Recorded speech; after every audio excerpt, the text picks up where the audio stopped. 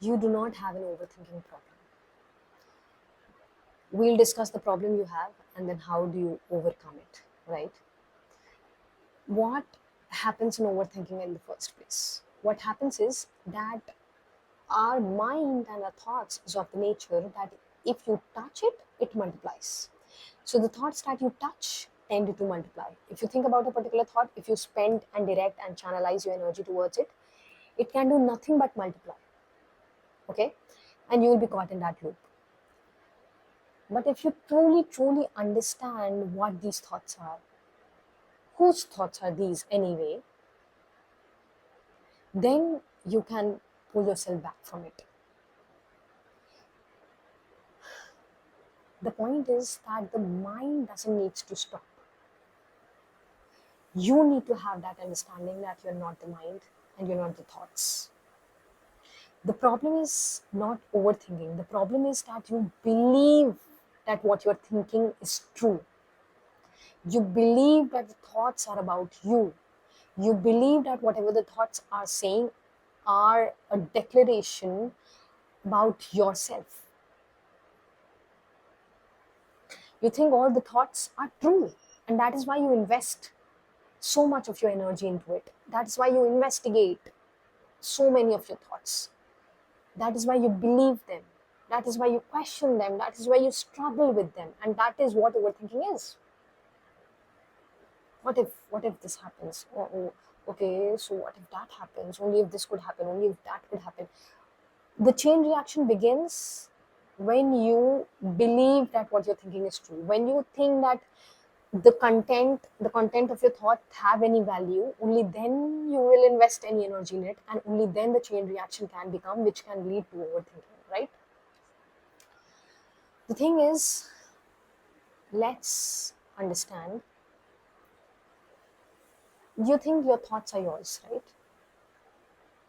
So for 30 seconds, I'll tell you to think about a monkey, and you do not have to because you can control your thoughts, right? So do not think about a monkey for the next 30 seconds.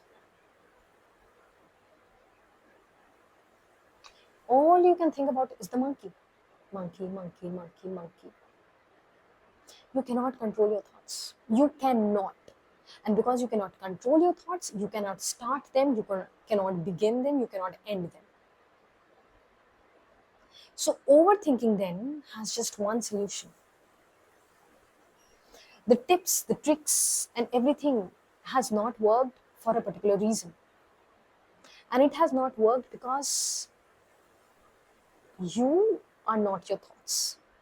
It's not a cliche. You need to actually recognize it. You do not control your thoughts. The nature of the mind is such that it will always bubble up with thoughts. Always. If you have ever sat in meditation, you know that. Even if you haven't sat in meditation, you just sit like this for 1 minute and see what your mind does. Your mind will be brimming with some or the other thoughts, some of the other content. What if this happens? What if that happens? Tomorrow I have to do this. Right now I have to do this. This tension, that stress, this stress. I wish this could happen. I wish that could happen. Something. It will always bubble up because that's the nature of your mind. There's a reason we call it monkey mind. It's playful. It's just running here and there and here and there, and it's grabbing and gripping everything. The thing is, you have that agency and that control to not identify with the thoughts. And we do not recognize that control. And that is why we struggle with overthinking. You have given the remote control of your life to your mind. That whatever it thinks, I'll just, my discrimination, my what Advaita Vedanta calls Vivek, my buddhi, will be running with the mind. It can run with the mind or it cannot run with the mind, but you have to have that discrimination, that discernment in the first place that you're not your thoughts. It's an automatic process happening in your mind. You do not have to believe any of it. You are not any of it. It doesn't say anything about you. It doesn't define you at all. For example, you're walking down a street, right? You're walking down a street and there are 100 kinds of smells that you can smell. Okay, so you're just closing your eyes and you're just smelling a certain kind of smell. Okay, so it's still happening inside you, right? You are just recognizing that smell in your mind. Do you think that smell is you? No, right?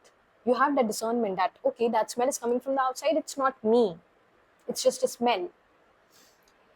You touch a particular thing. For example, you touch a table. Do you think the table is you? Do you think the table says anything about you? No.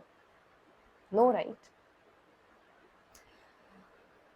Just because you think your thoughts are happening here, the hearing, the touching, the tasting, the smelling, everything is happening here only, but the thoughts are happening so personally here and you identify with them so much that you think the thoughts are you.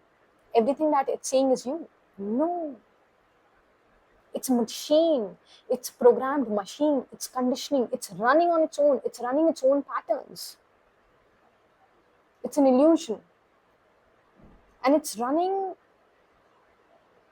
it's beginningless.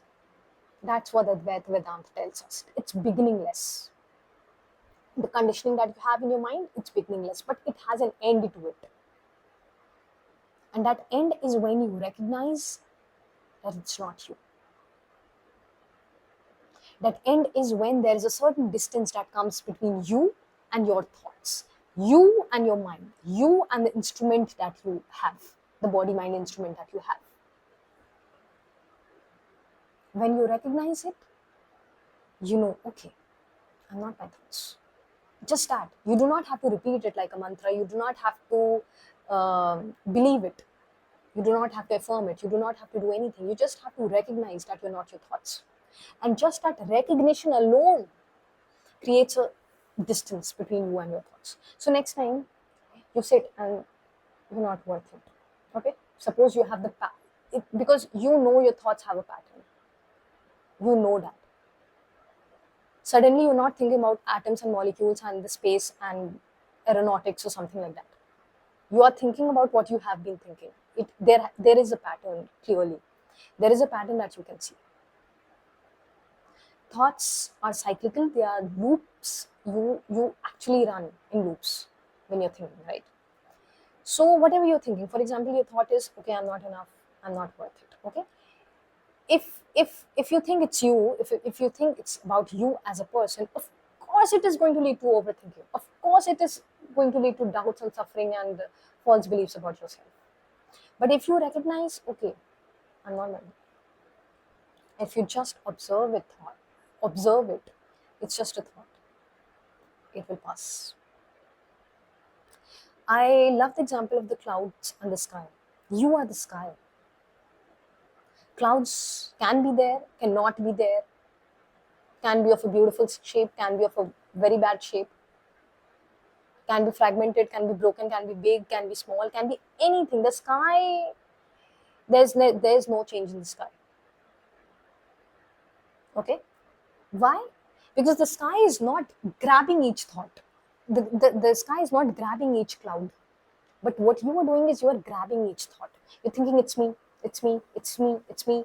That is what the problem is. That is the root cause of your suffering. That is the root cause of your overthinking. Let's do a tiny experiment. If you've seen till here, let's do a tiny experiment. Close your eyes, okay? Literally, close your eyes. And there's all sorts of thoughts in your head, right? You can hear my voice, and there are all sorts of sounds and thoughts in your head. Yes? Who is aware of these thoughts? Who is aware of these thoughts? And you'll say, I'm aware of these thoughts. What is that I that is aware? What is that I that is aware of all these thoughts? What is that I that doesn't change? The thoughts keep changing, you know that. Your feelings, your sensations, your thoughts all keep changing. But there is something that doesn't change. What is that something?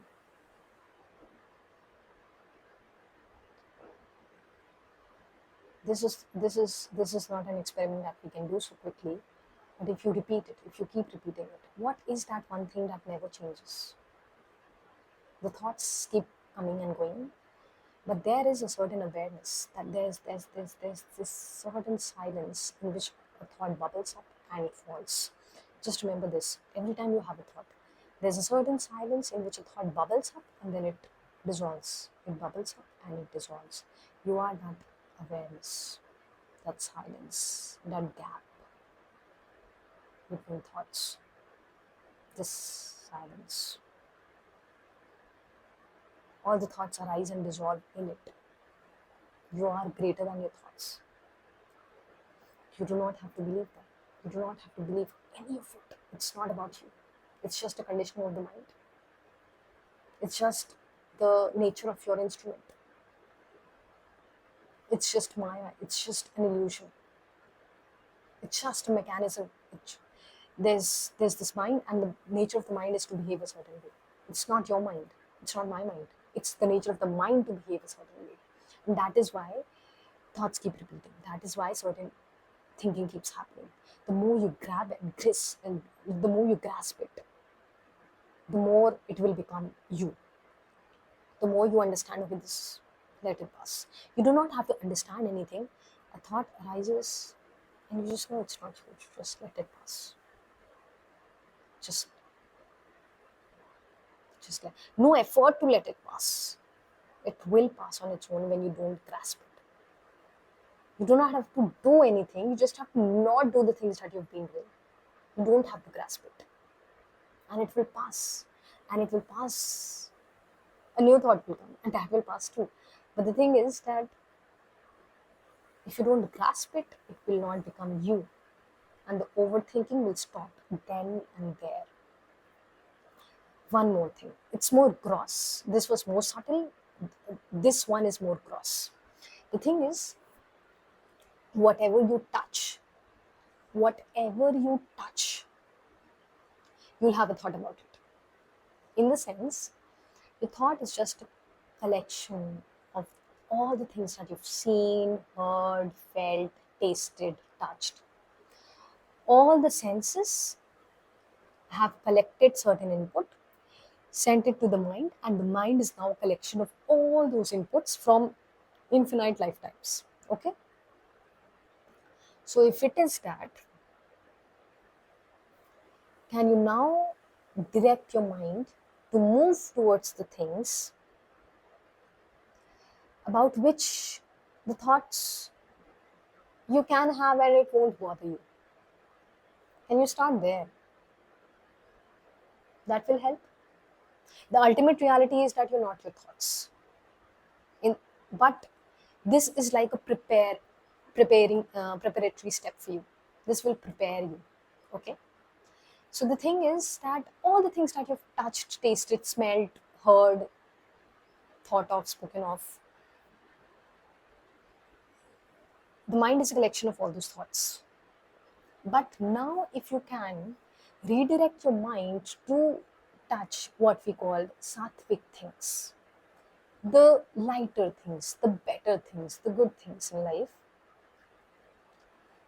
if you can chant a mantra, if you can listen to devotional music, whatever floats your boat, you know the good things in life. I do not have to explain you. If you can turn your attention towards that, then ultimately the impressions that your mind will have will be positive ones. And from that collection, it will start bubbling up positive thoughts. Ultimately, you're none of that. But for a preparatory step, you can do that. Okay? So, for example, do not, it's a very everyday example. You watch a horror movie, you are fearful, right? You watch something, a thrilling movie, a psychological thriller, and you have dreams about it. So you know how fast absorbing the mind is. You know how quickly the senses work. You know how quickly the senses gain their input and turn all the inputs towards the mind, and then you start having those kind of thoughts. So that's a real mechanism that you have seen in your dreams. Or Even in your day-to-day life, the things that you are deeply engrossed with your mind and body, you will have those kind of thoughts. So if you can change your attention, if you can redirect the flow, and if you can turn your attention towards more positive things in life, you will have those kind of thoughts. But ultimately, none of those. Just the awareness underneath these thoughts. These thoughts will come and go, like the feelings, like the sensations, like the things you touch keep changing, like the things you smell keep changing, like the things you see keep changing, like the things you speak, taste keep changing, like the things you hear keep changing. So are your thoughts. They're not more you than this table, than a flower you touch, than a beautiful river or mountain that you see. If you're not that, you're not your thoughts even. That's the end to your overthinking. That's the end.